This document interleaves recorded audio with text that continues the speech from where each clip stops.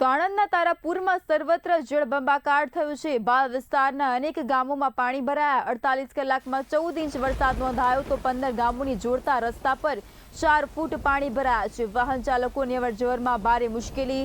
25,000 વીઘા ખેતીમાં વરસાદી પાણી ફરી વળ્યા। ડાંગરના ધરુને ભારે નુકસાનની ભીતિ। તો સાબરમતી કિનારાના ગામોને એલર્ટ કરાયા। ગલિયાણા બ્રિજ નીચે નદીનો પ્રવાહ તેજ બન્યો। લોકો સાબરમતીનો પ્રવાહ જોવા ઉમટી પડ્યા। મારું નામ ગોહેલ અર્જુન કુમાર ઘનશ્યામભાઈ, ગામ ફતેપુરા, તાલુકો તારાપુર, જિલ્લો આણંદ।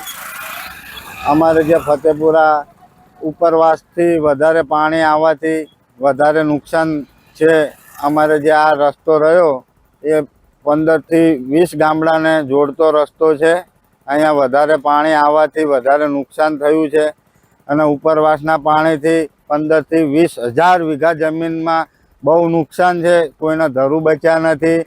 તારાપુરમાં જુઓ તો 15 થી 20 ઇંચ વરસાદ પડ્યો છે। સમગ્ર ગુજરાતમાં વધારે વરસાદ પડ્યો છે।